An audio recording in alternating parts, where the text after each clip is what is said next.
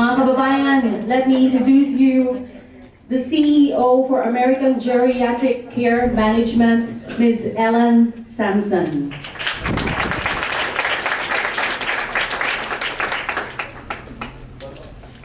Magandang hapon po sa inyong lahat. My name is Samson. I'm the CEO of American Geriatric. We're a full-service geriatric care management company.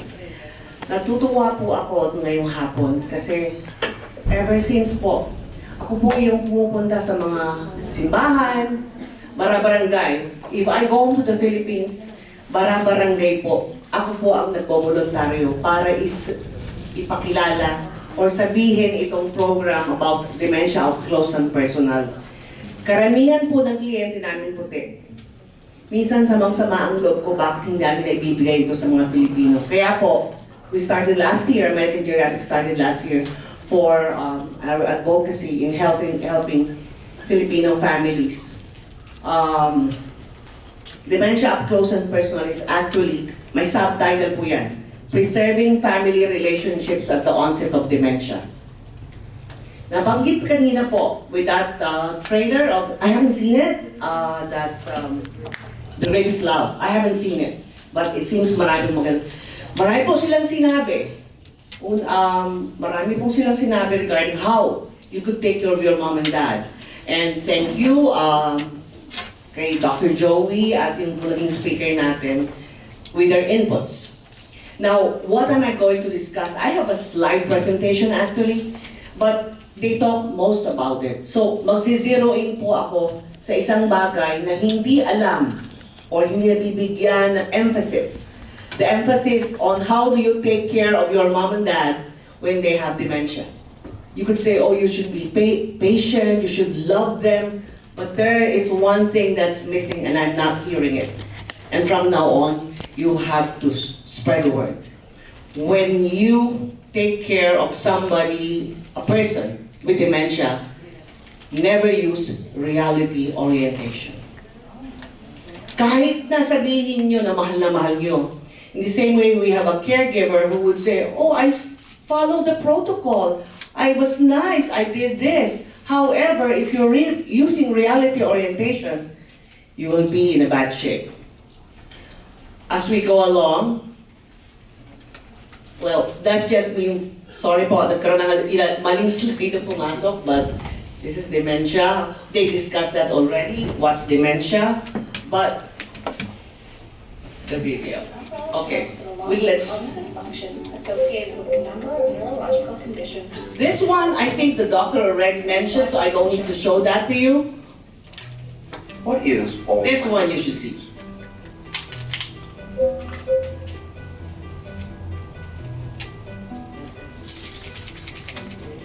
Alzheimer's is a slow, fatal disease of the brain affecting 1 in 10 people over the age of 65. No one is immune.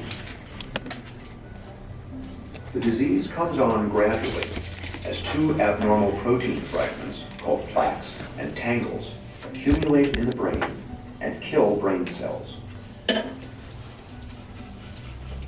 They start here in the hippocampus, the part of the brain where memories are first formed.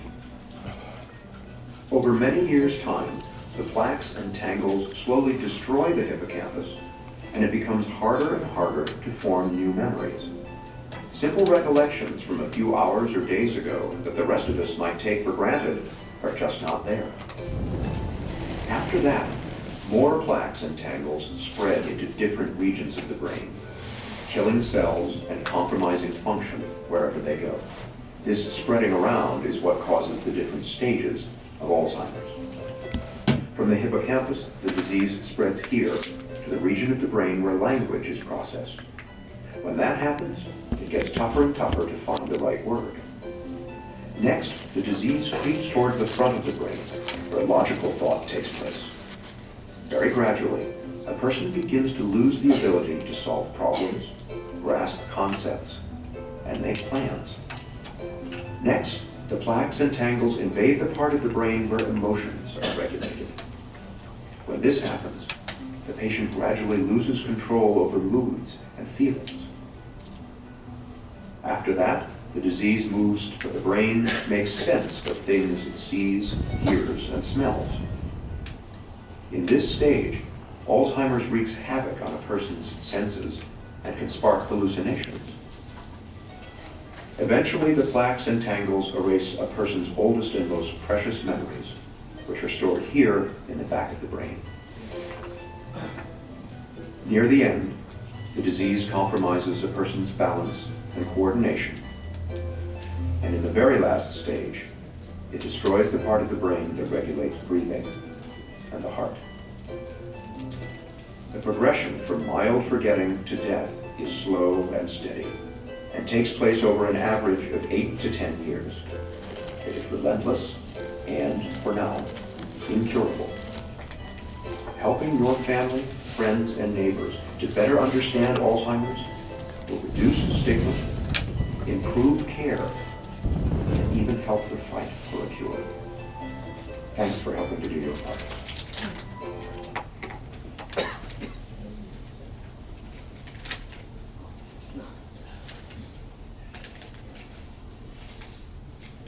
Okay.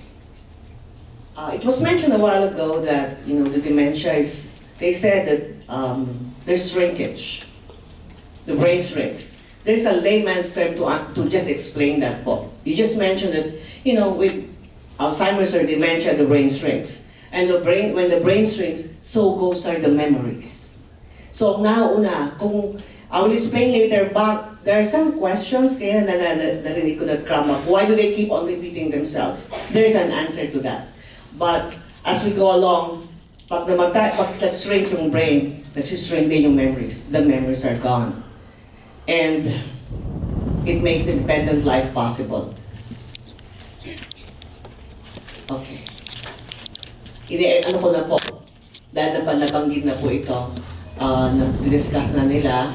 But there's a certain portion in here wherein I would talk about how you talk to your parents. Okay, tips. The first tip is they will not remember what you did, but they will remember how you made them feel. So, one case here is that I have a caregiver, her name is Sophia. She keeps on dumadating siya araw-araw doon. Kinukuha niya yung labada of the client. And they're the caregivers. And one day, Nancy said, I hate that woman. Then I asked her, why do you hate Sophia? Nothing. She can't remember. But only to find out the next day when I look, what is Sophia doing? She goes in there to get the laundry. What do you think ang iniisip ni Nancy? She's stealing the laundry. We always assume that we know what they think. However, this is for families, most families here. I have seen it for quite some time. You love your mom so much. You will do everything for her. You will do, kayo mamamalengke, kulang na rin paliguan ninyo. You want to buy anything or do her checks, everything. You go and visit her because you love her. However, the question is, how is your mom processing that? Remember, there is the denial. They don't want to discuss it. There is the denial that I don't have it. So, what do they do? So how are they processing that? If I'm in her shoe, if I'm the mom, I would say, she thinks I'm stupid. She thinks I can't do it. Now you ram down into her independence, into her privacy, things that you think she needs. But with her, she doesn't need it. Now, if what you do is, this is care, what do? They push back. Because you are already making them feel like kids and invalids. So as we go along, I'll teach you on how to talk to them and make them accept the care. Second, let's advance, okay, this one. Reality orientation has no business in dementia care. Look at every situation from their perspective and live in their reality, not yours. So when mom goes to the door and she says, oh, it's raining cats and dogs.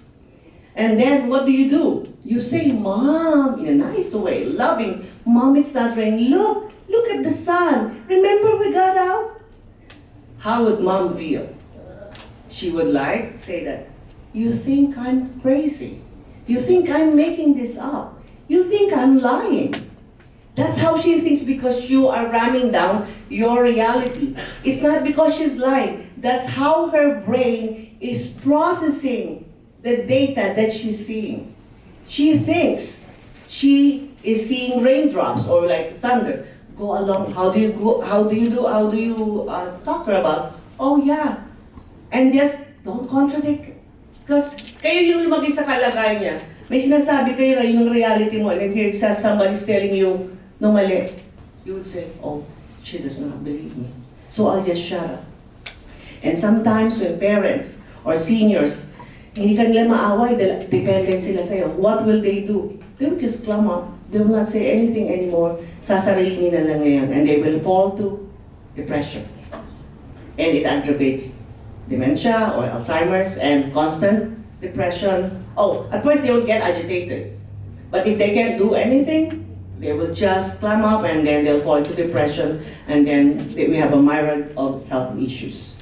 So, please, no reality orientation. What do you do if in case naiirita kayo? There's a question a while ago that if 5 times in a minute they would ask the same question. How do you deal with that? Nakakairita yun. Sipin mo, in a minute she's gonna ask 10 times and you think they cannot process how you are show. Kahit na inis na napoprocess nila yung inis mo. They would see that. So, if they ask you 30 questions, same in a minute, what do? You give 30 the same answers. Let me just, okay.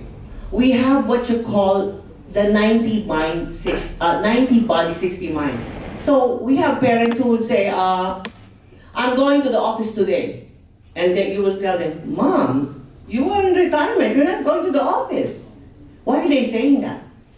Why are they saying that they have to go to the office or ba't ako pupunta? Bakit nila sinasabi yun? Nung araw yun. It is because from the time, from 61 to 89, it got erased already. So their reality is nung 60 years old sila. That's the reason why po yung mga ibang matatanda, they would always be, kami nung araw ganito kami nung araw. This is what we did nung araw. Ganito kami. You know why? Because that is the only data or memory that their brain can grasp. Ngayon, pag pinilit mo, kakakain nyo lang kanina, pinilit mo sa kanila, hindi nila maaalala yun. And you could see how lonely that is. Here you are, a daughter who doesn't know how to talk to your mom. You would see that they would feel so agitated. Maiinis na lang sa'yo, tatalikod na lang. And here you are, you have a life. Tatalikod ka na rin, you'll sweep it under the rug. But the thing is, you're leading them to depression. You look at this picture. See? That's how they see themselves. Nakatingin sa salamin. Akala mo nakikita ng nanay mo yung 90-year-old niya? No. Because of dementia or Alzheimer's, what they're seeing is what is left in the memory, not left in the brain. She thinks she's still a nurse or she's that beautiful. And here you are contradicting her because you're using reality orientation. Look at that. Ganyan ang nakikita nila. That's the reason why sometimes they're in denial. Maybe we're talking about the shoes. That is the comfort zone. That is what's in the memory. So that's right, we go on with their memory. Family issues, giving reality orientation is a no-no, and your refusal to acknowledge. You delay the planning. You're too busy, and there's the stigma. This one actually we discuss in the full-length workshop, but right now we're just giving you some bullets. One more thing. Say for example, si nanay we're talking about bringing them to nursing homes. When I go to the Philippines, I always mention this. Pilipino po tayo, let's have it straight up. Let's not be hypocrites. The only reason why the Philippine people in the Philippines do not have nursing homes is because of economics. When you have the money or you have the resources nandito ka sa Amerika, they have no business telling us here in America that you should not put your mom in a nursing home. We can afford it. Our government makes it possible for us to treat our mom and dads in a decent situation. It is not being selfish. Ikukulong mo yung nanay mo sa bahay mo, hindi mo na kaya kumuha ng caregiver. You know, or wala namang facility, or you're working. So when they tell you guys that you should not do that, tell them, maybe they can go to hell. Because you don't live in America. Here, we have that facility. Humingi po kayo ng tulong.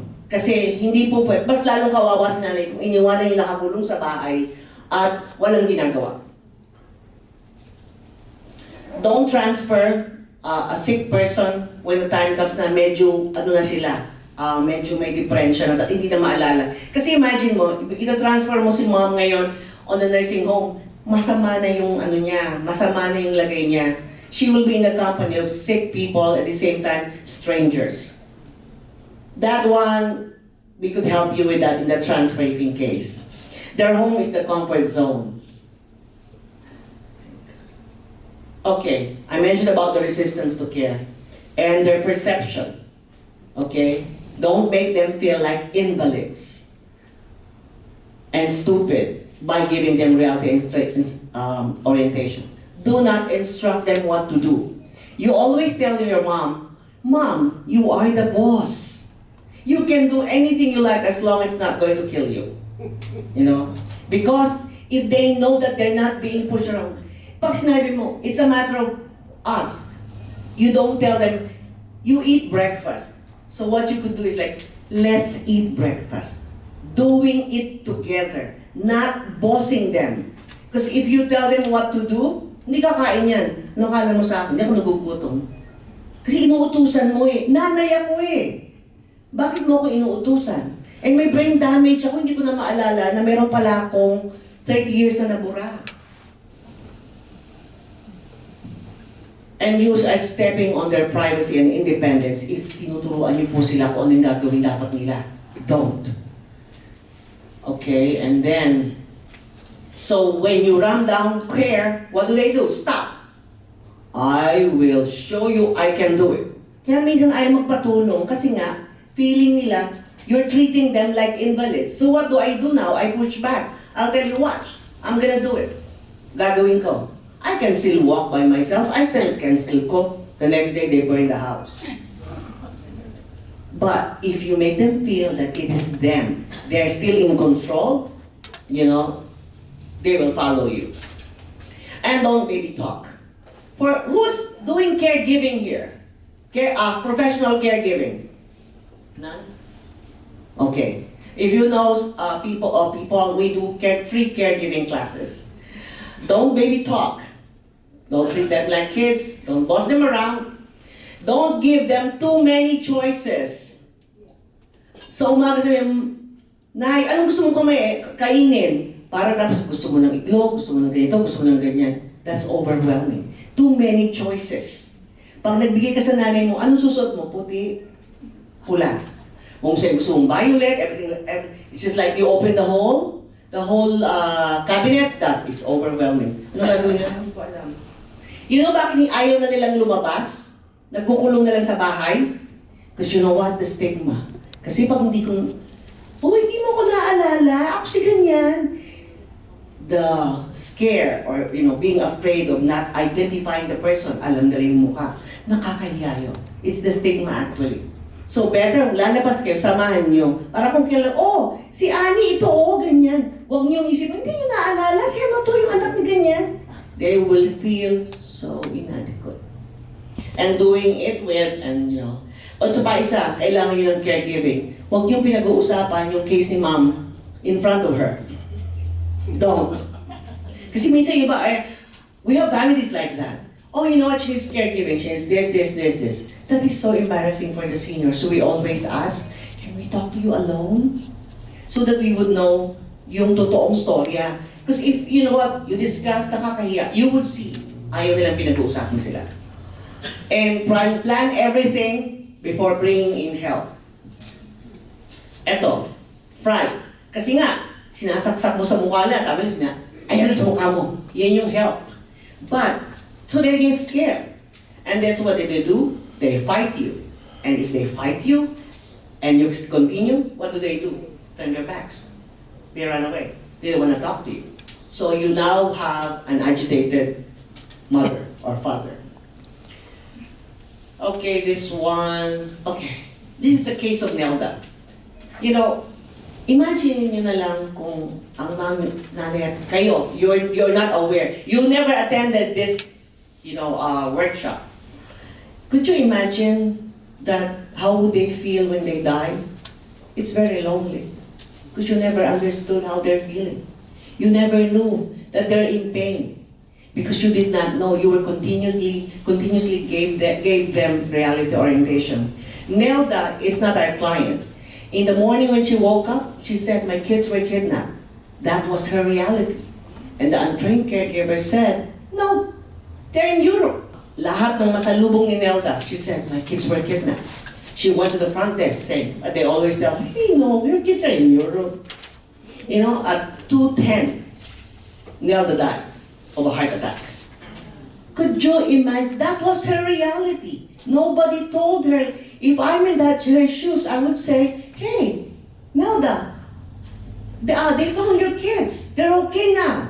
Oh, you know what? Do you want to talk to them? Live in their world. Do not contradict. Had somebody talked to her and, listened and went on with her reality, you should still be alive. Do you want that if in case you do that to your mom? But you're saying that, isa pa pala, yung mga hallucinations. Natatakot yung iba, uy, may multo. Kasi nakikita raw niya yung nanay niya. She's gonna die soon. That is, akala, that's hallucination, which is a part of it. And some part of medication. So, if in case they say, hey, there's somebody having party here in my living room. Sabihin mo lang, ma, sino yan? Pakausap nga. And pagsasabihin, hindi, I'll just call. I'll just go there later. And she'll forget anyway. Live in her world. And the story of Sophia, I mentioned that to you.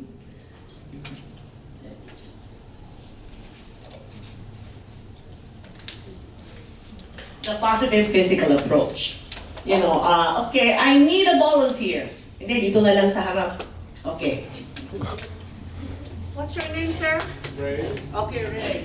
We have to pretend I am the daughter and you are my father.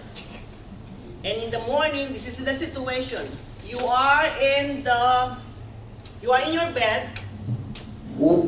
You're wet. You're in pain. No, I just want, he doesn't need to talk. Okay, now here I am. So Ray is lying down, and what I'll do is, nakahiga ka dito, di ba? Ang gagawin ko, titignan kita. Tay, gising na. It's time to wake up. Alas 7 na, lumabas ka na dyan. Anong gusto mo kainin? Gusto mo ba bacon, eggs, okay? I'll give him the whole menu, and I will open the whole closet. Anong gusto mo isuot ngayon? What do you think will he feel? Ngayon, nakaganyan ako sa'yo ngayon. That is overwhelming. Never go straight to a senior na bagong gising, don't. Tawag mga caregivers ko, dukuangan. Don't look at them like that.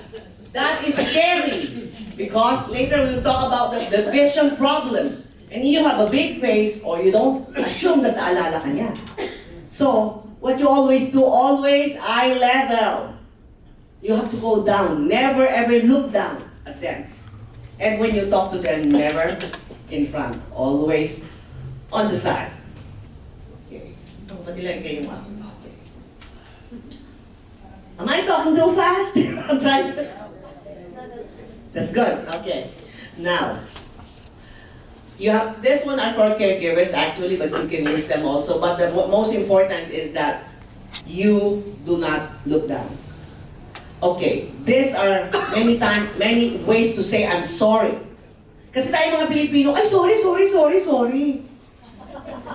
Totoo, di ba? Oh.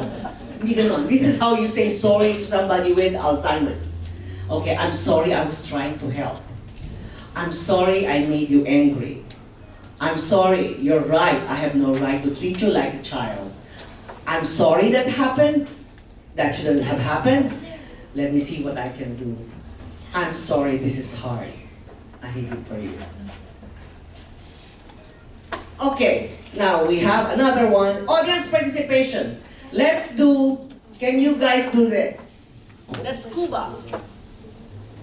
Okay. Scuba. Your eyes. If you have a little bit of problems, can you see the side with scuba? No. You can't. Okay? Now, let's do the binoculars. Meron na kunwaring macular degeneration. So ito na lang. Can you see the sides? No. Can you see below? No. Okay. Now, nabulag na ito na lang. Why am I saying that? Because, ikaw ulit, Ray, ulit pangalan mo? O sige, Ray, come on Ray. I just want to show you guys, kasi you think it's something small, but it's actually a big thing for seniors. Can you sit here? Okay. Yeah, okay. Yeah. So when I come in, we have what you call the 6 human space. Number 1 is the public space wherein I announce myself. Tay! Eh, bigay, lakas ng tay!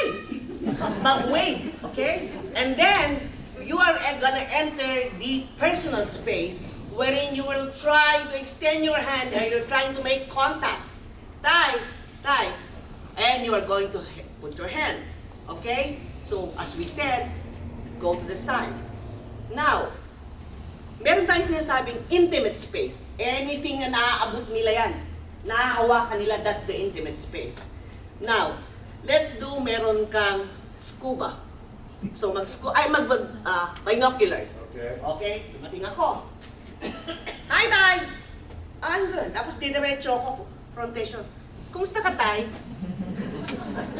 Imagine mo yung mukha ko, ang laki-laki. Kahit sabihin mo, ang laki tayo, mukha kong bakulo sa harap ko. Diba? I mean, it's so overwhelming. Ang laki ng mukha mo eh. So what is the technique? Go to the side. Tay. Extend your hand. When you extend your hand under hand, extend mo yung hand mo. Pag hindi kinuha, okay lang. So dito ka sa side, kausapin mo, hawakan mo sa gilid. Kasi especially for caregivers na babae, at medyo merong konting pagkamanyak na yung lalaki. You have, like, you go in there, like, ano sa isip niya? Boobs. Ang laki. Because that was what you're presenting. Pero kung dito ka sa gilid, you are protecting yourself. You know, because you're not the big caregivers of your families, you can never say that you will not take it. So, eto ngayon ang masakit. Nakita ko si tatayo ka naman ngayon, Tay.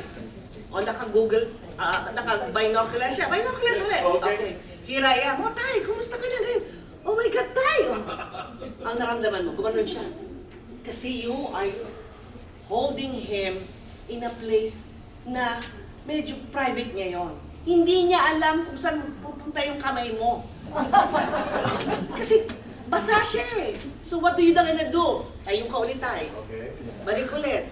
Okay, pero kunwari lang, oh. Ang gagawin mo para hindi sila naiirita, hold the hand and bring the, oh, Tay, basa ang pantalon mo, kukunin ko. Bring the hand where you're going to touch them so they don't feel violated. So that's the tip. Do not ever touch them like, oh, I'll touch you right now. Of course you will do this, especially women. Startle. So always bring your hand where you're going to touch them. Okay?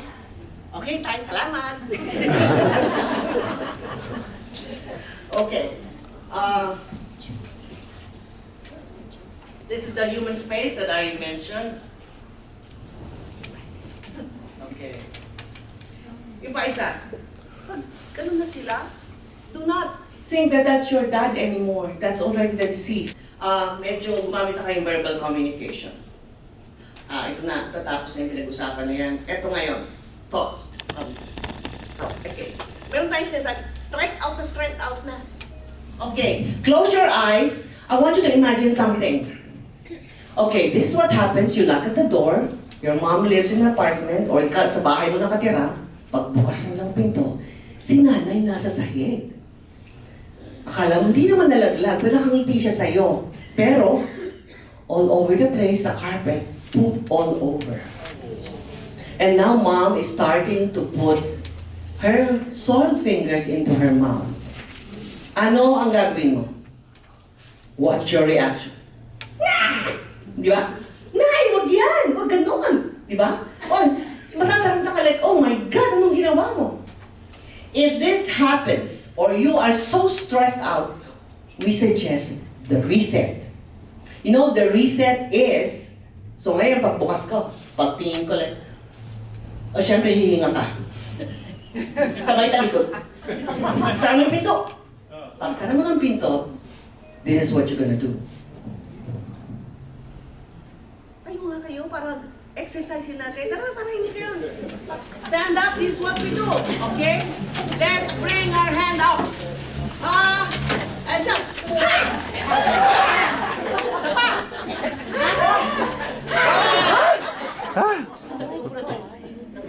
One more time. Okay. And then, after that, paghinga mo, bumalik ka. Pagbalik mo doon, ano kung nakain niya na, wala ka nang magagawa naman talaga. My gosh!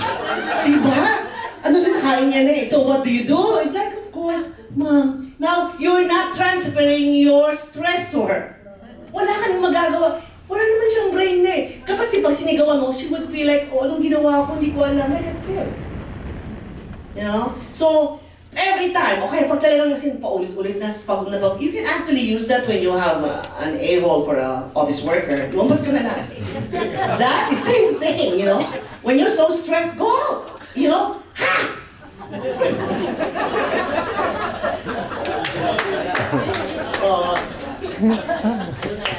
Ayaw na. Anyway, I hope, guys, that we have what you call the Dementia Up Close and Personal Seminar Series. We have, mas mahaba dito at mas nakakatawa kasi we want to make sure that, you know, everything. Ngayon, I hope that there's what you, how do you prepare for dementia? Okay, number 1, be healthy, sabi ni Doc. Okay, number 2, the notebook. Ngayon may mga utak pa tayo ngayon dito. Write down the happy moments of your life. Because eventually, when you lose it, guys, that is the place wherein your caregiver or family will redirect you. Pag nagagalit ka, naiirita ka, gagawin nila, oh, yung notebook, the pictures, the notebook. Who watched here the notebook? O yung hindi nanood, 1/3 ng buhay ninyo, hindi pa tapos. Panoorin yung notebook. Yeah. The note. So, write down and you will be redirected. Number 3, magtipid at mag-invoke. Save. Because you know what? Right now, ang caregiving expense is very pangmayaman lang ang caregiving ngayon. Pangmayaman lang. So, and kung kaya mo, magtipid. Kung hindi mo naman kaya, there is another way. I wanna make sure, sasabihin ko lang po, hindi ako nagbebenta ng insurance. Pero, I am a believer. Because right now, Prudential and other national, may rider actually na pag bumili ka ng insurance, hindi ka pa namamatay, pwede mo nang kunin. See, for example, you were diagnosed with Alzheimer's. You can already draw from your Prudential permanent account or life insurance, 2% to pay for whatever. Wag na kayong bumili ng long-term care. Because you know what? May elimination period yan. Okay. So guys, I don't know, I have still the time. This is to close. Alalahanin po natin yung mga mami natin. It's an invitation to everyone. I'm gonna pass around our flyer. If you want the full Dementia Up Close and Personal, libre po yun. I do it for free for the Filipino community. So, mahalin po natin sila, pero dapat alam natin yung ginagawa natin. Maraming salamat.